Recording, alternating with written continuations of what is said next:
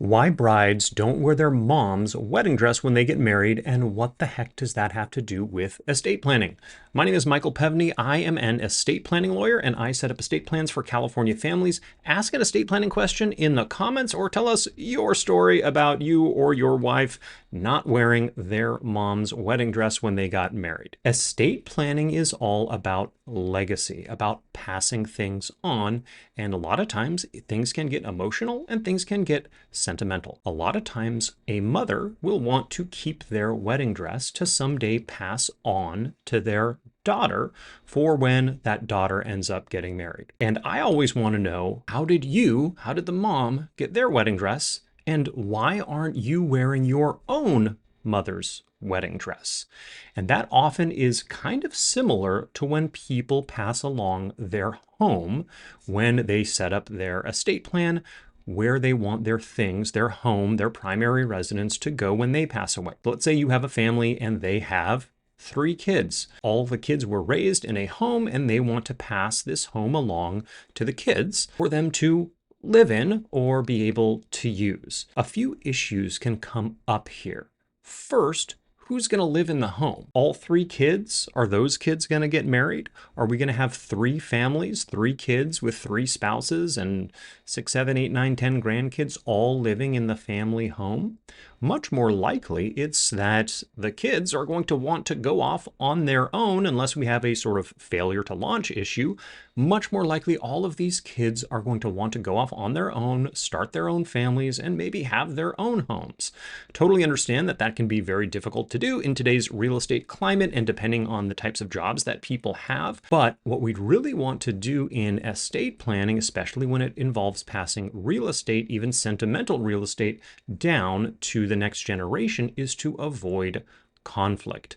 And a lot of conflict can arise when we are passing things down equally to 3 kids or 2 kids or 4 kids. Not as difficult when we only have 1 kid. But what we really want to avoid are 3 names or 2 names or 4 names on the deed to the primary residence. Because oftentimes in that situation, yeah, maybe 1 kid actually does want to live in the home. Maybe another kid wants to sell the home and split things up. And maybe another kid wants to rent out the home and have the income come into the 3 kids as rental income and essentially use the family home as a business.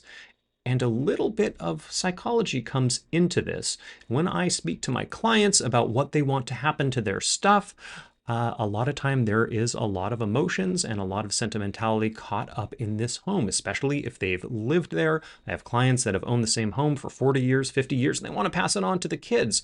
And I always ask them, are your kids going to want to live in the house? Where are they living now? Because the reality is, typically, the simplest thing to do is to sell the home and split up the proceeds.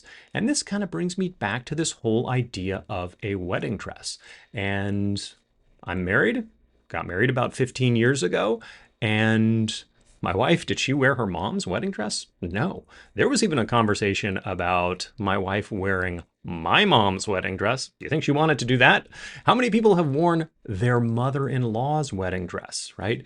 And similarly, who wants to live in their spouse's parents' home? Or do we want to get our own wedding dress because it's an expression of what we want, have our own wedding, not necessarily have parents control things? And do we want to live in our own home in a family with roots that we create on our own? Now, is that always feasible? No, not necessarily. But if we are inheriting things, especially real estate, and we have to split that real estate with other siblings, that a lot of times can cause conflict. Things can actually end up in court. And oftentimes what happens is there is a court ordered sale of the home, even though that's not necessarily what everybody wants. The most reasonable thing to do with most of my clients, especially if one of their major assets is their home, is the primary residence, is we give the trustee, the person in charge of things, the authority to do what they think is best for all of the beneficiaries. In this example, I know that I'm using the idea of 3 kids. Maybe that's because I'm one of 3 myself. I'm the baby. And I don't plan on living in my parents' house once they're both gone. I have a home of my own. Both of my brothers have homes of their own. And yeah, probably when both parents are gone, we're going to probably sell the home and split things up. There isn't a huge amount of sentimentality there, but what we can do is we can place the home inside of a trust, a revocable living trust, and give the trustee specific instructions on what to do, or give them the authority to do what they think is best for all of the beneficiaries given a number of factors. People's financial situation, where they're living in the country or the world geographically, what all of the kids want to do, or we can give very specific instructions, sell the home, split it up among the 3 kids.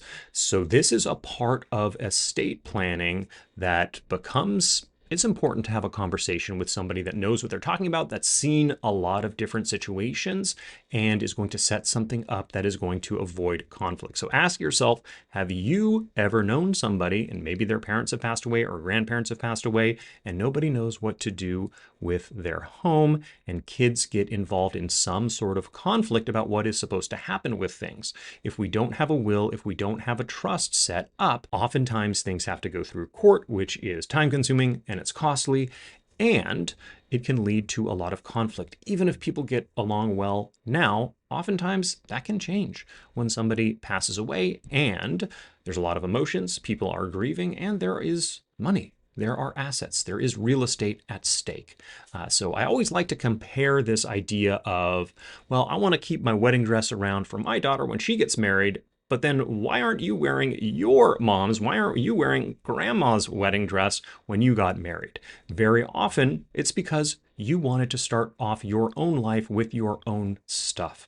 And many kids want to do that themselves, even though as parents, we have the idea and the sentimental idea of passing things along so it can be used for our kids. But the reality is we don't know what their financial situation, their family situation is going to be when they get married or when you are gone. So I like to tie those ideas together. Please post any comments about your experience with a parent's or a mother-in-law's wedding dress. If you plan to pass on your wedding dress if you're married, or your spouse's wedding dress to any daughter or another family member. I know there are a lot of people that will have things redone, resewn, and maybe actually do that, or a part of it, something borrowed, something blue, however that thing goes, and ask an estate planning question in the comments.